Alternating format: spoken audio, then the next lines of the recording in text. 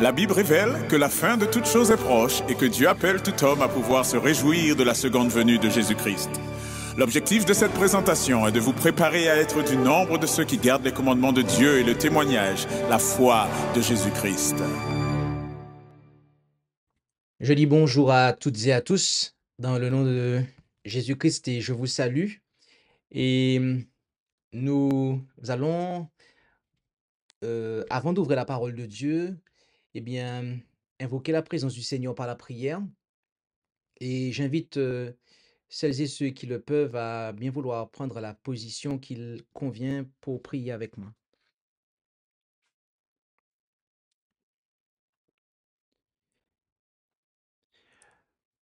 Notre Dieu, notre Père céleste, nous voulons te remercier pour ton amour infini manifesté envers nous, dans le don de Jésus-Christ, ton Fils.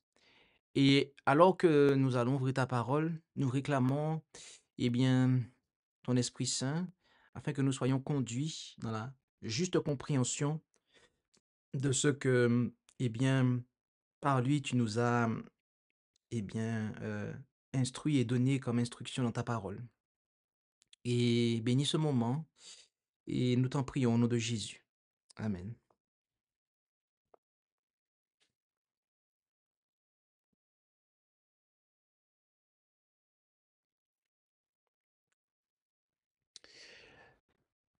Le titre de cette présentation est extrémisme ou modération. Nous allons ouvrir la parole de Dieu et considérer différents passages afin de considérer ce que Dieu a à nous dire concernant, eh bien, l'extrémisme, mais aussi la modération. Et nous allons commencer par un premier passage qui se trouve dans l'Évangile selon Matthieu au chapitre 23 et lire le verset 23 et le verset 24. Et là, il nous est dit ce qui suit.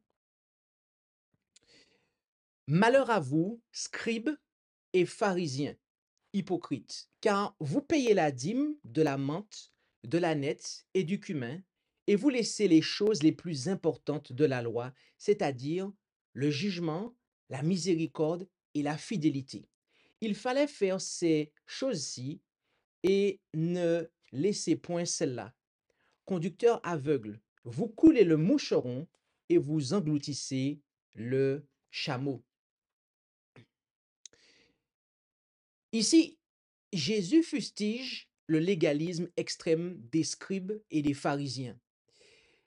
Ces derniers s'acharnaient sur des détails rituels insignifiants, comme la dîme des herbes, tout en oubliant l'essentiel des commandements de Dieu, la justice, l'amour et la fidélité. Et par l'hyperbole du moucheron filtré et du chameau avalé, Jésus dénonce ici un fanatisme aveugle qui inverse les priorités morales. Une attitude extrême qui plaît aux hommes, c'est-à-dire montrer sa sainteté, mais déplaît à Dieu car elle manque de compassion et d'équité. Un deuxième passage où l'extrémisme est dénoncé se trouve en Luc 9, versets 54 et 55, où il nous est dit ce qui suit. Et quand Jacques et Jean, ses disciples, virent cela, ils dirent, Seigneur, veux-tu que nous disions, comme fit Élie, que le feu descende du ciel et les consume? Mais Jésus, se tournant, les censura fortement en leur disant, vous ne savez de quel esprit vous êtes animés.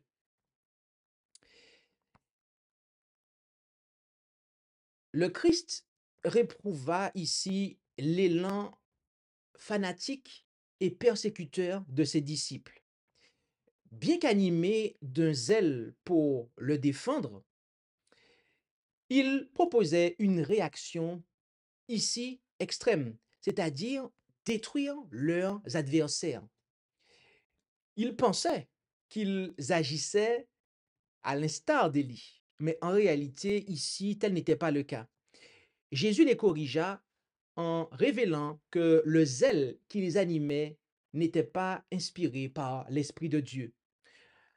On apprend ici que la vengeance brutale ou l'intolérance religieuse, même sous couvert de la foi, est contraire à l'esprit de l'évangile d'amour et de patience. Un troisième passage que nous allons prendre se trouve en Jean 16 au verset 2, où il nous est dit ce qui suit. Ils vous chasseront des synagogues, même le temps vient que quiconque vous fera mourir croira servir Dieu. Et verset 2, et ils vous feront ces choses parce qu'ils n'ont point connu le Père ni moi. Jésus prédit ici que certains persécuteront violemment ses disciples en pensant servir Dieu. Ce verset met en garde contre le fanatisme religieux homicide. Des hommes convaincus d'être pieux iront jusqu'à persécuter et tuer au nom de Dieu. Un tel extrémisme aveugle, à savoir croire qu'on honore Dieu par la persécution, est clairement présenté comme une dérive tragique. Non seulement Dieu ne réclame pas ce zèle meurtrier, mais Jésus souligne qu'il provient d'une ignorance de la véritable volonté de Dieu. C'est une condamnation explicite du fanatisme qui justifie le mal par une ferveur religieuse mal orientée.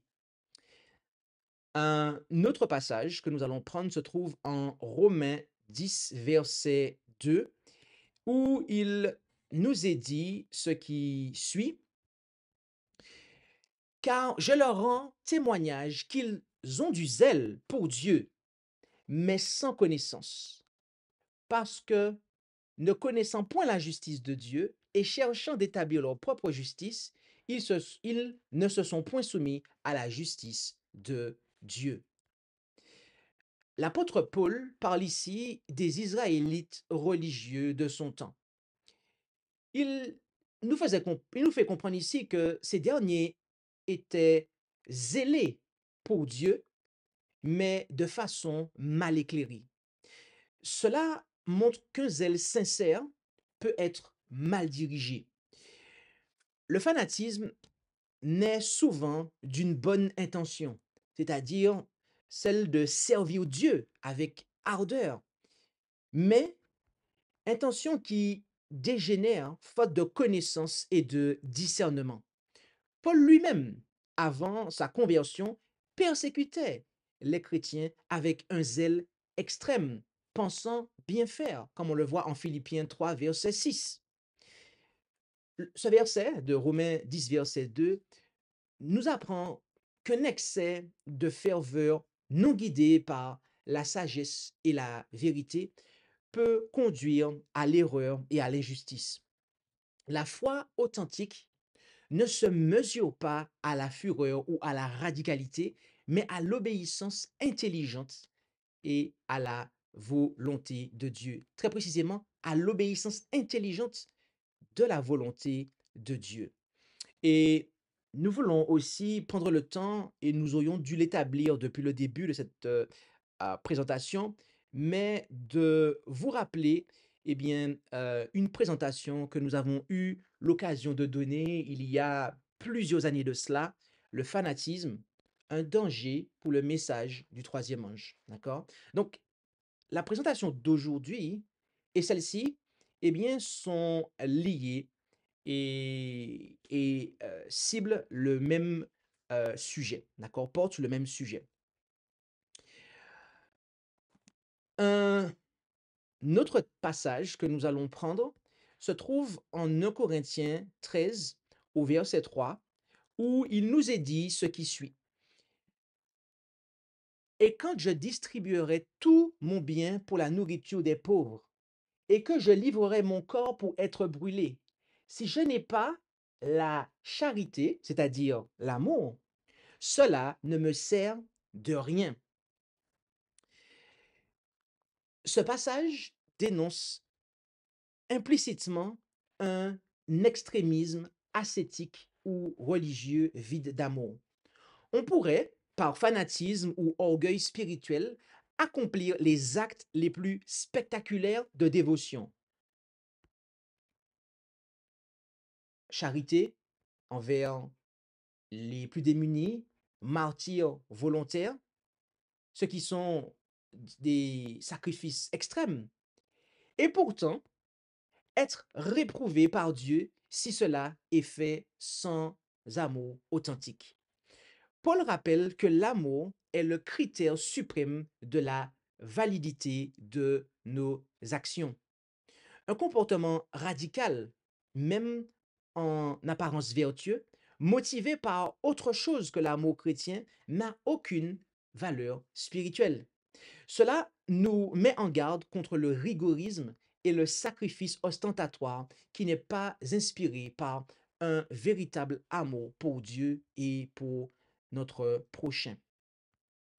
Maintenant, après avoir considéré un certain nombre de passages sur eh bien, euh, l'extrémisme, et nous pourrions aussi dire le fanatisme, nous allons considérer des passages de la parole de Dieu qui portent essentiellement sur la modération, bien que, eh bien, ayant une allusion parfois euh, aux extrêmes, car extrémisme et modération sont opposés.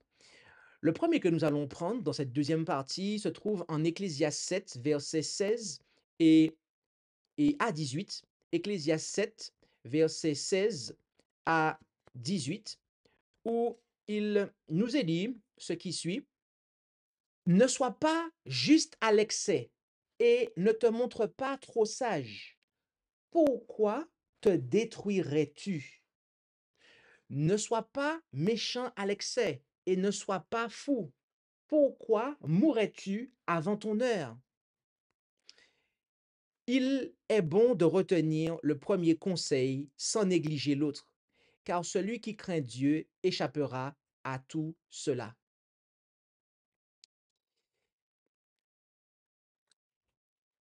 Cette parole de sagesse de l'Ancien Testament exhorte à éviter les extrêmes en toutes choses, et ce, même dans la piété. Oui, être trop juste, comme dit le passage, ou vouloir être trop sage par orgueil peut bel et bien nous conduire à notre ruine, à notre destruction, aussi bien que sombrer dans le mal entraîne notre perdition. La vraie crainte de Dieu conduit à un équilibre. On garde la justice, on maintient la justice sans tomber dans le rigorisme orgueilleux et on s'écarte du mal sans fanatisme destructeur. Autrement dit, la vertu se trouve dans une justice tempérée par l'humilité et la prudence, loin des excès d'un perfectionnisme austère ou d'un laxisme immoral. Vous savez, il y a un pionnier du nom d'Uriah Smith. Lorsqu'il était adolescent, il a été amputé d'une jambe parce que dans son enfance, il a eu une maladie qui ne s'est pas bien passée et ça a laissé des séquelles. Et arrivé à l'adolescence, il était devenu nécessaire de lui amputer sa jambe. Il est possible que la maladie de son enfance aurait pu être traitée convenablement, de sorte que sa jambe n'est pas eu à être amputé. Il est aussi possible que les connaissances médicales de sa mère étaient limitées à ce moment-là. Mais le résultat, c'est que ce, ce croyant, ce disciple de Jésus-Christ, Uriah Smith, a été amputé. Et il a, par la suite, eh bien, mis en place des prothèses de manière à ce qu'il puisse eh bien, marcher. Et je tiens aussi à dire qu'il a déposé des brevets sur des prothèses. D'accord? Donc, le monde des prothèses, ok, a comme prédécesseur, entre autres, Uriah Smith, d'accord? Les prothèses pour les personnes qui sont amputées, notamment des jambes. Et voyez-vous, une prothèse, c'est quelque chose qui n'est pas naturel. La nature ne nous fournit pas des prothèses. Par la nature, Dieu nous a pourvus avec des jambes pour marcher, d'accord? Une jambe qui est bien dans laquelle il y a du sang qui circule, il y a de la chair, etc., qui se développe, etc. La prothèse n'est pas quelque chose de naturel. Mais nous voyons que Uriah Smith, face à cette réalité, ayant, heu, pour des raisons exactes, en tout cas, peut-être qu'il aurait pu éviter, si sa maladie avait mieux été traitée, éviter de perdre sa jambe. Mais il a ensuite compensé ça par une prothèse. Voyez-vous, nous citons cela parce que aujourd'hui encore, nous pouvons, eh bien, être dans une situation similaire. Il arrive parfois que hem, nous n'ayons pendant des années, eh bien, maltraité notre corps. Il est possible que pendant des années, nous ayons abusé de notre corps à tel point que la nature, eh bien, heu, dise stop et que nous soyons confrontés à une maladie, eh bien, qui, vient faire appel à des mesures radicales et une maladie telle que même si vous, heu, je dirais, vous employez des remèdes naturels, ça ne va pas faire revenir ce qui a été perdu. Car tout comme dans le cas de l'amputation, il y a aussi, des parfois, heu, des des degrés, OK, dans lesquels on a plongé, qui vont venir faire en sorte que nous allons, eh bien, perdre, certains usages, certaines facultés. Et arrivé à ce stade-là, nous pourrions nous dire que: «Ah oui, si je suis la réforme sanitaire, eh bien, cela va rentrer dans l'ordre, OK? Si j'emploie des moyens qui ne sont que purement naturels, la chose va se résorber». Alors oui, de toute manière, nous devons respecter la réforme sanitaire et je ne peux que vous encourager à le faire, quel que soit votre état de santé, d'accord? Ah, je puis moi-même vous dire que cela fait 12 ans que, je suis la réforme sanitaire, notamment en termes d'alimentation et je ne veux pour rien au monde revenir en arrière car je vois et je sais très bien les bénéfices que cela m'apporte, OK? Il n'y a aucun doute, là-dessus. Maintenant, hem, il y a certains qui, pendant des années, ont abusé de leur santé. Heu, Par exemple, la cigarette ou par exemple, heu, consommation de substances qui ont abîmé d'autres organes, notamment certains organes qui servent à la digestion ou parallèles à la digestion ou qui contribuent à la digestion et lorsque on entre dans la vérité présente, eh bien, on peut avoir ce désir de se dire que oui, on va tout rétablir par des moyens naturels.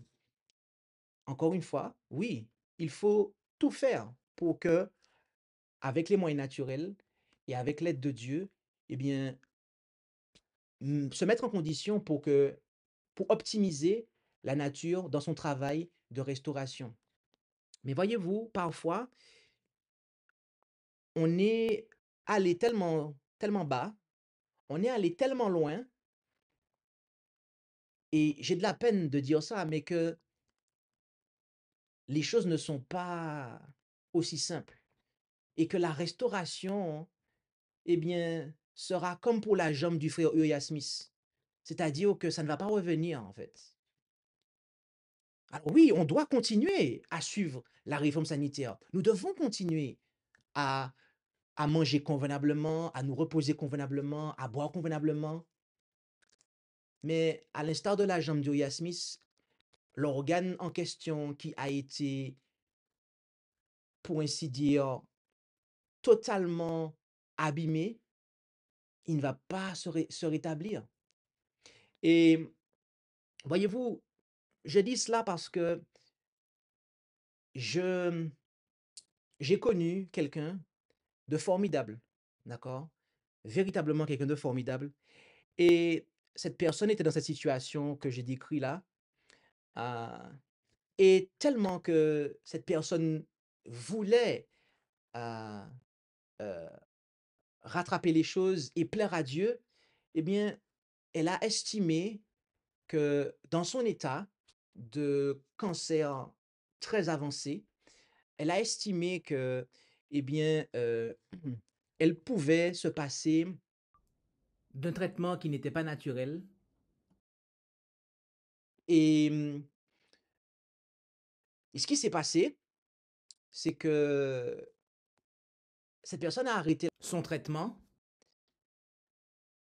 et sa, sa mort a été avancée. D'accord?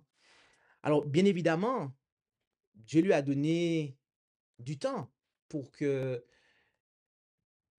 elle puisse opérer des changements dans sa vie personnelle, qu'elle puisse témoigner.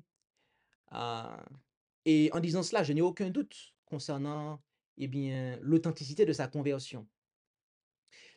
Mais voyez-vous,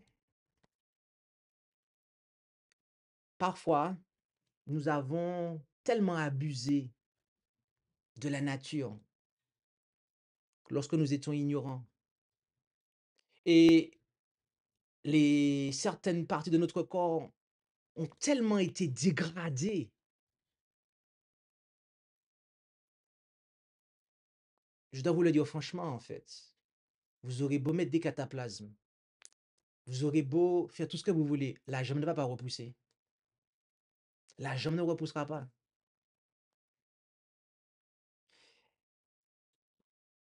Et je ne suis pas ici en train de faire la promotion pour les produits chimiques ou les, les choses que les hommes ont mis en place. Pas plus que Uriah Smith ne faisait la promotion pour eh bien, des prothèses de jambes en disant aux gens, eh oh, sciez-vous la jambe et puis mais après mettez une prothèse. Non, non, non, c'est pas ça. C'est pas ça. C'est que parfois, bien aimé, nous devons le reconnaître. Nous sommes allés tellement loin, en fait. Il arrive, dans certains cas, que certaines choses ne sont pas réparables. Et dans le monde de péché dans lequel nous sommes, prenons le cas de Genèse. Lorsque le péché est entré dans ce monde, eh bien, Dieu a donné, a rajouté au régime de l'homme des herbes. Adam et Ève ne consommaient pas d'herbes. Adam et Ève, avant le péché, ne consommaient pas d'herbes. Les herbes ont été rajoutées après, à cause du péché, d'accord? Pour soigner, ok? Donc nous voyons que le péché entraîne des choses. Et dans ce monde de péché dans lequel nous sommes, nos propres comportements pécheurs, eh bien, nous ont amenés dans des situations. Donc, devons-nous dire ou devons-nous conseiller à quelqu'un chez qui, de manière effective, les, les traitements naturels ne fonctionnent pas, puisque la personne a complètement détérioré son ou certains de ses organes, d'accord, en question, euh, et que nous voyons qu'il n'y a pas en fait d'amélioration qui se produise à ce niveau-là, devons-nous totalement déconseiller à quelqu'un, eh bien, de chercher, d'utiliser d'autres moyens qui, eh bien, ont été mis à disposition, ont été élaborés, bien que n'étant pas idéal, tout comme la jambe en bois d'Uriah Smith, devons-nous déconseiller à quelqu'un de faire usage euh, de ces choses afin de pouvoir recouvrer la santé et de pouvoir vivre plus longtemps? Pensons à ça un instant. Ne sois pas juste à l'excès. Ne te montre pas trop sage. Pourquoi te détruirais-tu? 1 Pierre 4, verset 7. Et nous allons nous considérer une autre version ici. 1 Pierre 4, verset 7, où il nous est dit ceci. Or, la fin de toute chose est proche. Soyez donc modérés et sobres en vue des prières. L'apôtre Pierre relie ici la sobriété de la vie à la vigilance spirituelle. Savoir que le temps est court incite le croyant non pas à des excès frénétiques, mais au contraire à la maîtrise de soi et à la modération en toutes choses. Une vie équilibrée dans les désirs, les activités, les émotions permet de demeurer lucide et disponible pour servir Dieu, notamment par la prière. La modération est donc présentée comme une vertu qui garde l'esprit clair et le cœur disposé, à l'opposé des comportements déréglés ou exaltés qui perturbent la communion avec Dieu. Nous allons prendre un autre passage qui se trouve en Proverbe 25, verset 16, où il nous est dit ce qui suit. Quand tu auras trouvé du miel, mange-en, mais autant qu'il te suffira, de peur qu'en en prenant par excès, tu ne le rejettes. Cette image proverbiale enseigne la tempérance dans les plaisirs légitimes. Même ce qui est bon, le miel, symbole ici des douceurs de la vie, doit être consommé avec mesure. L'excès finit par écœurer et détruire le plaisir lui-même. Par extension, la sagesse biblique nous invite à la retenue en toutes choses, alimentation, loisirs, achats, etc., afin de ne pas tomber dans les excès qui mènent à la douleur et à la déchéance. La modération est source de santé physique et morale, alors que l'intempérance produit rapidement le dégoût et le trouble. Un autre passage que nous allons prendre se trouve en Proverbe 16, verset 32, où il nous est dit ceci. Celui qui est lent à la colère vaut mieux que l'homme vaillant, et celui qui maîtrise son esprit que celui qui prend des villes. Ici, la maîtrise de soi et la patience sont élevées au rang de véritable bravoure. La culture humaine admire souvent les exploits extrêmes de la force conquérante. Mais la Bible affirme que dominer ses passions, colère, impulsion, est plus précieux que de dominer des forteresses. La retenue intérieure l'emporte sur la victoire extérieure. Cette sagesse valorise la modération émotionnelle. Rester calme et mesuré, c'est faire preuve d'une force morale supérieure à la violence ou à la précipitation. On glorifie donc la tempérance et la lenteur à se mettre en colère. Qualité, eh bien, qui maintiennent la paix et la justice. Et on parle ici de la tempérance et de la lenteur, plutôt que de la précipitation immodérée. Nous allons, nous allons prendre un autre passage, pas terminé, mais prendre un autre passage qui se trouve en Galates 5, versets 22 à 23. Galates 5, versets 22 à 23, où il nous est dit ceci: mais le fruit de l'esprit est donc la charité, à savoir l'amour, la joie, la paix, un esprit patient, bon, euh, bénéficiant, la fidélité, la douceur et la tempérance. La tempérance ou maîtrise de soi figure parmi les caractéristiques du fruit que produit en nous l'Esprit de Dieu, aux côtés de l'amour, de la joie et de la patience. Cela signifie que la vie conduite par l'Esprit Saint est une vie équilibrée et disciplinée. Le croyant est appelé à exercer un contrôle sur ses penchants et ses excès, non par ses propres forces seulement, mais grâce à l'aide de Dieu.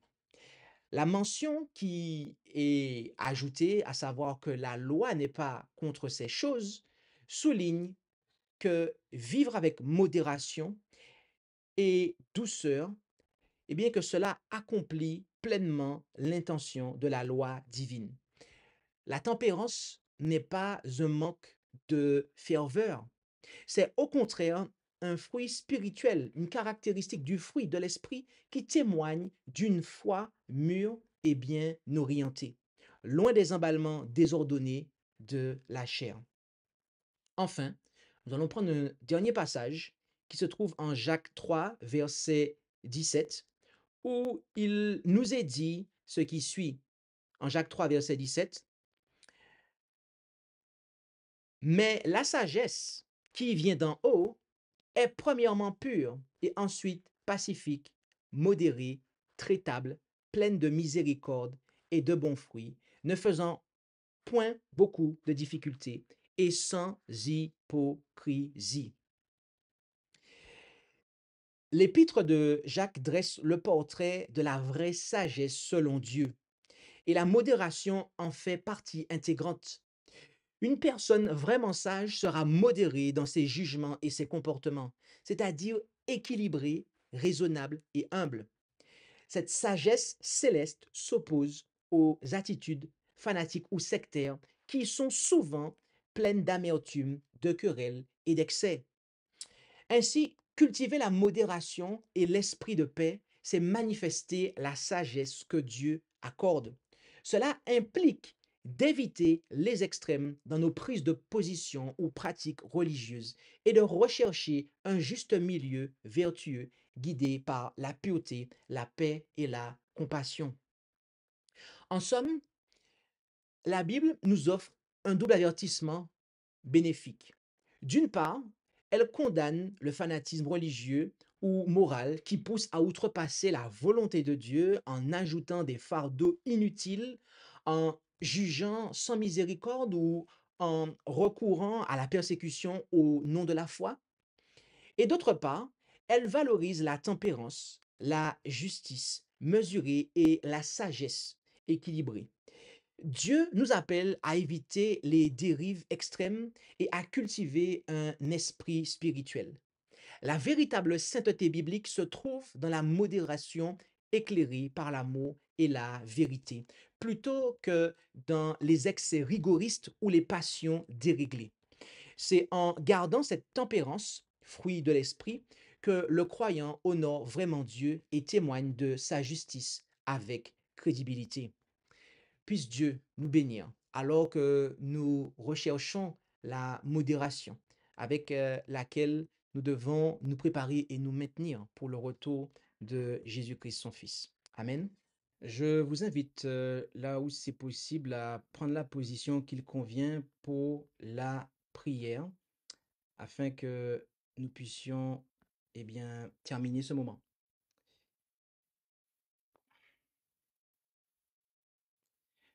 Notre Dieu, notre Père céleste, nous voulons te remercier pour ce moment que nous avons passé dans la lecture et l'étude de ta parole.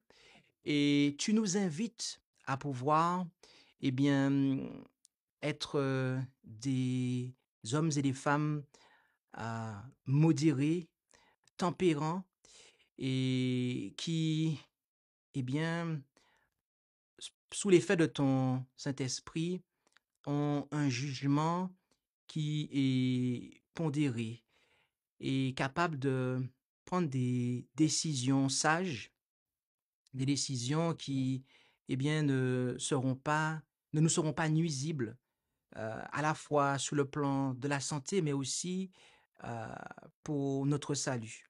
Alors, aide-nous à ce niveau. Si par le passé, nous avons manqué de modération, de pondération, nous avons manqué de sagesse, puisses-tu nous en accorder afin que nous soyons, eh bien, amenés à pouvoir, eh bien, euh, faire ta volonté et te glorifier. Il n'est pas évident dans ce monde dans lequel nous sommes, euh, avec tous les stratagèmes que l'ennemi met en place. Mais nous savons que par ta grâce, nous pouvons y arriver. Alors, aide-nous et soutiens-nous dans le nom précieux de Jésus. Et c'est en son nom et pour ta gloire que nous t'en prions, Père. Amen. Merci d'avoir écouté cette présentation avec intérêt. Pour plus d'informations, consultez notre site internet lereste.org et suivez-nous sur Facebook ainsi que sur YouTube à @lereste. Vous pouvez aussi nous contacter par email à info@lereste.org ou par téléphone au +33 6 12 60 13 69.